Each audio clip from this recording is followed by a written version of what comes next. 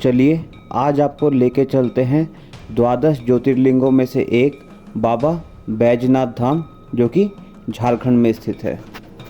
हमने अपनी ये यात्रा हरियाणा के रेवाड़ी ज़िले से प्रारंभ करी, जहाँ से हम बस से आनंद विहार रेलवे स्टेशन आए। यहाँ से हमारी ट्रेन थी जसीदी के लिए, जो कि नज़दीकी रेलवे स्टेशन है बाबा बैजनाथ धाम के लिए।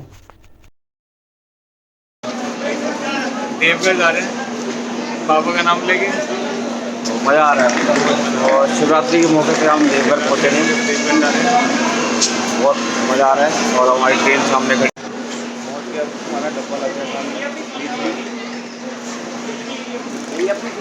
ओके, तो ट्रेन आ गई हमारी, चलते हैं। ये हमारी ट्रेन सीट हमारी है, निकलते हैं। तो चलिए आपको लेके चलते हैं बाबा बैजनाथ धाम के दर्शन के लिए। कहाँ रुकें, कुल कितना खर्चा आएगा और जाने के क्या मार्ग हैं, यह तो सभी बताते हैं।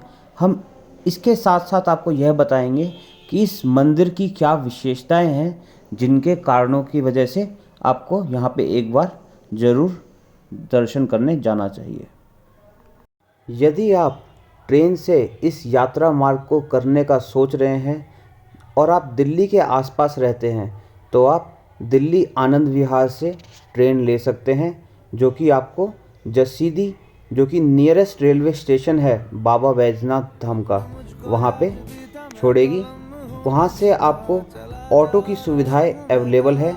जिस अभी बज रहे हैं 7 और हम जसीदी स्टेशन पहुँच गए।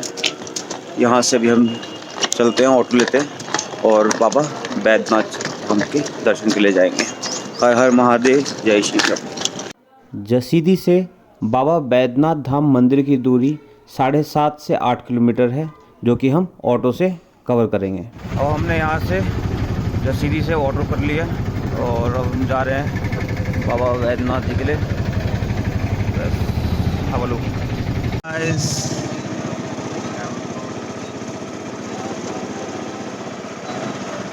जनवरी फरवरी का महीना देवघर घूमने के लिए सबसे अच्छा महीना है। हम फरवरी शिवरात्रि के मौके पे देवघर मंदिर आए और बाबा की कृपा हुई कि हमें इतनी भीड़ में भी बहुत अच्छे दर्शन प्राप्त हुए। एक पंडित जी की सहायता से हम मंदिर में अच्छे से जल चढ़ा के बाबा को हाथ लगा के पूजा कर पाए, इतनी भीड़ होते हुए भी।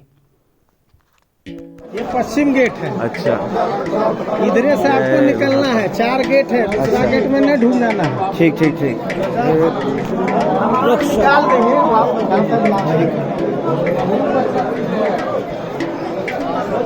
निकाल देंगे देखिए ये 1 लीटर है थोड़ा। तो अब गंगा जल, फूल, प्रसाद, माला लेके हम चलते हैं आगे बाबा के दर्शन के लिए, जिसके लिए हम यहाँ पे आए थे।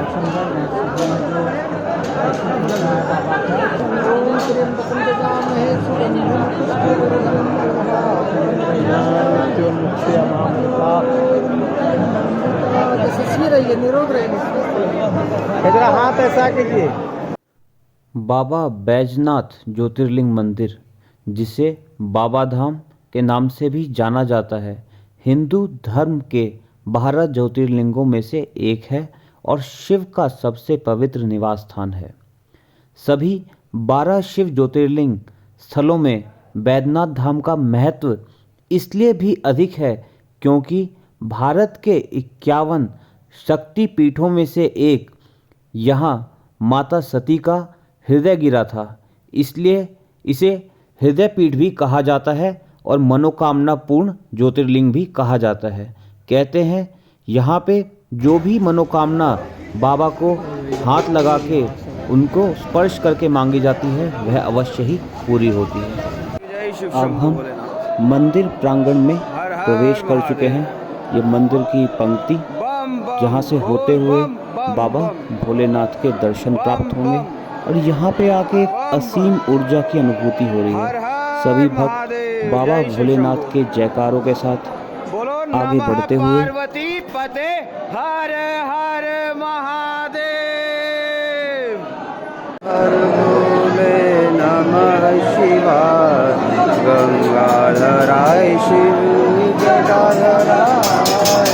हर हर भोले नमः शिवाय ओम नमः हर महादेव। जय शिव शंभो। सामने जो आपको कावड़ दिख रही है यह सुल्तानगंज जो कि देवघर से 111 किलोमीटर दूरी पे है, वहाँ से गंगा जल भर के देवघर लाई जाती है और बाबा को गंगा जल अर्पित किया जाता है।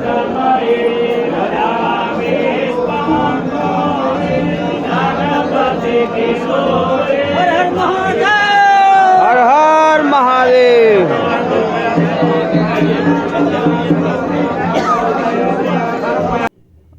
अब हम मंदिर के मुख्य द्वार में पहुंच गए हैं, तो चलिए बाबा के दर्शन करते हैं फिर आगे की यात्रा। बाबा भोलेनाथ के मंदिर के सामने पार्वती देवी का मंदिर है जिसका गठबंधन इस डोर के द्वारा किया गया है। इन दो मुख्य मंदिर के सिवा यहाँ पे 21 अन्य मंदिर हैं जिसको घूमने में आपको पूरा दिन लग सकता है।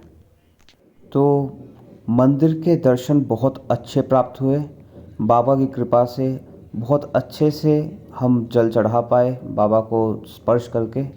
तो अब हम मंदिर दर्शन के बाद निकलते हैं अन्य दर्शनीय स्थल जैसे कि वासुकीनाथ, जो कहा जाता है कि जब तक आप वासुकीनाथ दर्शन नहीं करते हैं तब तक देवघर के दर्शन पूरे नहीं माने जाते हैं। तो अभी हम चलते हैं वासुकीनाथ मंदिर के दर्शन के लिए और फिर वहाँ से त्रिकूट पर्वत जाएंगे और तपोवन वगैरह आसपास सारी चीज़ें कवर करेंगे। तो चलिए चलते हैं आगे की यात्रा के लिए। हर हर महादेव, जय शिव शंभू। सामने जो आपको पर्वत श्रृंखला दिखाई दे रही है यही त्रिकूट पर्वत है। अभी वासुकीनाथ दर्शन के बाद हम त्रिकूट पर्वत जाएंगे। झारखंड का काफ़ी इलाका आदिवासी इलाका है और यहाँ पे प्राकृतिक संसाधन भरपूर मात्रा में उपलब्ध है। तो हम पहुँच गए हैं वासुकीनाथ मंदिर। तो चलिए मंदिर में अंदर चल के बाबा के दर्शन करते हैं।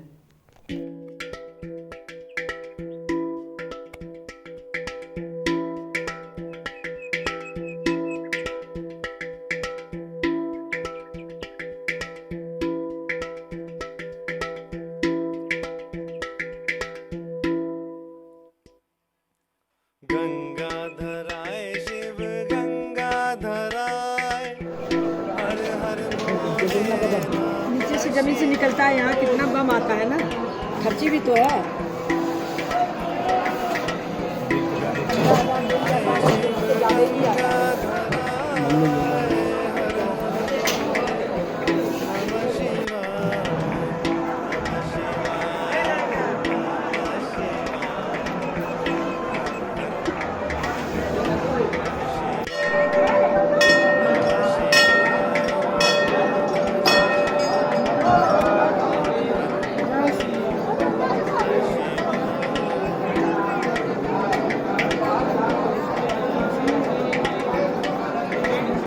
वासुकीनाथ त्रिकूट पर्वत घूमने के बाद लास्ट हम नंदन पर्वत पे आए, जहाँ का इवनिंग व्यू बहुत ही सुंदर था।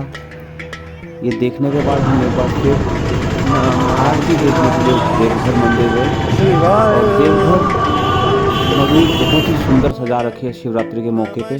तो बहुत ही अच्छा लगा देवघर शाम में दर्शन करके और आरती देखने में बहुत ही मज़ा आया।